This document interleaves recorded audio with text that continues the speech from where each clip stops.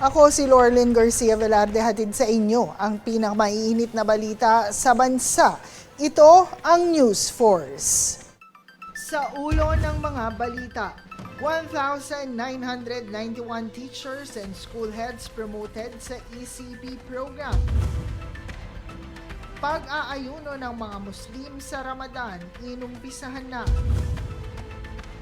Taas pasahe sa mga pampublikong transportasyon pinag-aaralan.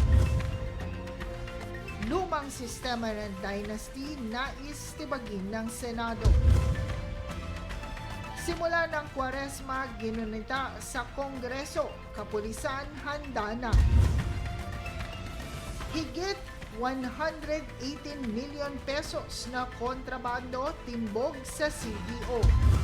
Patas at pantay na balita, komprehensibong ulat para sa pulso ng masa. Ito ang News Force.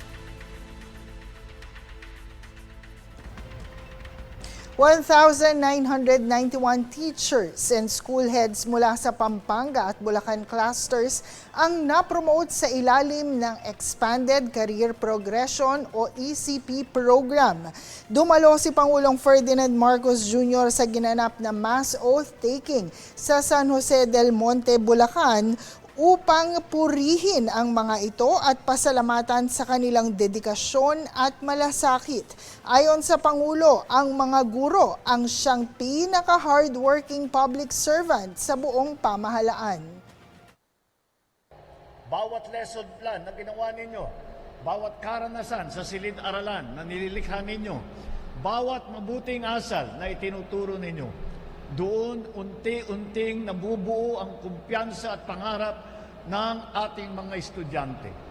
Walang katumbas ang sakripisyo ng ating mga guro. Gumigising madaling araw, bumabiyahe ng malayo. Pagdating sa paaralan, buong araw kayong nakatutok sa mga bata. Pag uwi, magche-check pa kayo ng papel at maghahanda pa para sa susunod na araw. At kapag kailangan ng bayan, nariyan kayo. Sa presinto tuwing eleksyon, sa komunidad para sa census, sa anumang tungkulin, kailangang gampanan, nandyan ang ating mga guro. Talaga naman, ang serbisyo ninyo sa bayan, hindi lamang ay para sa bayan, hindi lamang sa paaralan. Dagdag pa ni Marcos, bagaman nawalan na ng pag-asa ang mga guro, hindi siya papayag na ito ay maipawalang bahala. Kung kaya't walang sinuman na teacher ang magre-retire na Teacher 1. I have always believed that the true measure of a nation's progress is the kind of future that we prepare for our youth. Policies and programs set the direction, but it is through you, our teachers, that these aspirations take root and grow. Kahit ilang laptop, artificial intelligence, o ano pang teknolohiya ang gamitin natin, wala pa rin papalit sa pagmamahal, sa malasakit at sa alaga ng ating mga guro sa inyong mga estudyante.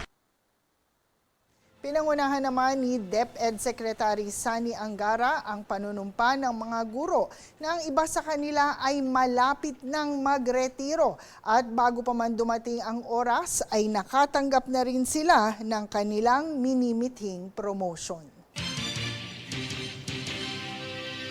Attorney Melvin Matibag itinalaga bilang bagong direktor ng National Bureau of Investigation o NBI. Si Attorney Matibag ang papalit sa kasalukuyang nakaupo na si Attorney Angelito Magno.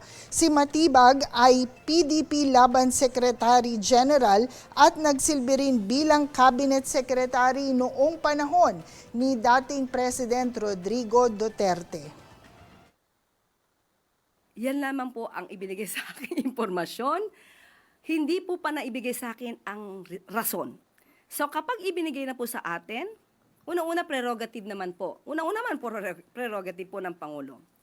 Una-una, masasabi natin bakit niya in-appoint or i-appoint. Nandun po yung tiwala. Nakitaan po niya ang si Attorney Melvin Matibag ng maaaring pagtiwalaan. Maaaring magtrabaho para sa gobyerno.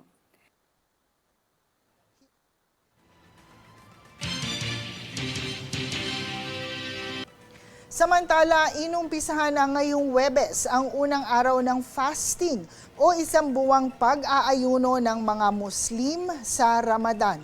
Ang Ramadan ang ikasyam at ang pinakasagradong buwan sa Hijri o Islamic calendar kung saan nag-aayuno ang mga Muslim simula bukang liwayway o dawn hanggang paglubog ng araw. Maliban sa pag-iwas sa pagkain at pag-inom, panahon din ito ng pagdarasal, disiplina sa sarili, pagninilay-nilay, iba't ibang acts of charity, gayon din ang paghihingi ng kapatawaran sa mga naging kasalanan. Exempted naman dito ang mga may sakit, buntis, breastfeeding mothers, travelers, mga batang hindi pa umaabot sa puberty, mga babaeng may buwa ng dalaw at mga matatanda kung ang pag-aayuno ay may posibleng masamang dulot sa kanilang kalusugan. Ang pag-aayuno sa Ramadan ay isa sa 5 pillars of Islam. Samantala, nakikiisa naman si Pangulong Ferdinand Marcos Jr. sa Filipino Muslim community at nanawagan na palalimin ang kanilang pananampalataya at palakasin ang pagkakaisa ngayong Ramadan. Dagdag pa rito, nag-deploy ng nasa higit 350 kapulisan ang NCR Police upang matiyak ang kaligtasan ng mga moske at Muslim community sa Metro Manila. Sa ibang balita, nakatakdang magsagawa ng lingguhang pagdinig at public consultation ang Land Transportation, Franchising and Regulatory Board or LTFRB ukol sa posibleng taas pasahe sa mga pampublikong transportasyon. Matapos ito ng magkakasunod na pagtaas ng presyo ng langis, gayon din ang pagtaas ng maintenance cost dahilan para umaray ang mga nasa transport sector. Ayon kay LTFRB Chairman Vigor Mendoza II, dehado ang mga drivers at operators sa umiiral na fare matrix kaya't pinag-aaralan na nila ang petisyon.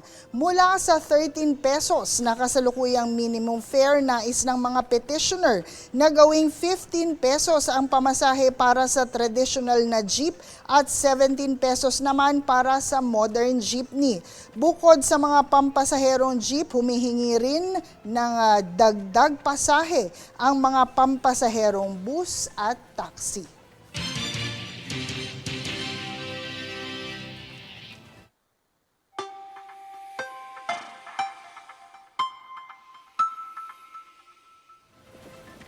Sa atin pong ulat panahon, kasalukuyang umiiral ang shear line sa silangang Mindanao at ilang bahagi ng Visayas na posibleng magdala ng maulap na kalangitan at pagkidlat at pagkulog. Babala ng Pag-asa, posible rin itong magdulot ng pagbaha o pagguho ng lupa sa Surigao del Norte, Surigao del Sur, Agusan del Sur, Davao Oriental at Davao de Oro. Samantala, patuloy na magdudulot ng maulap na papawirin at mahinang pag-ulan ang amihan sa malaking bahagi ng Luzon at ilang parte ng Visayas. Susunod sa News Force. Serbisyo para sa mental health, layong tugunan ng Senado. Simula ng Kwaresma, ginunita sa Kongreso, kapulisan handa na.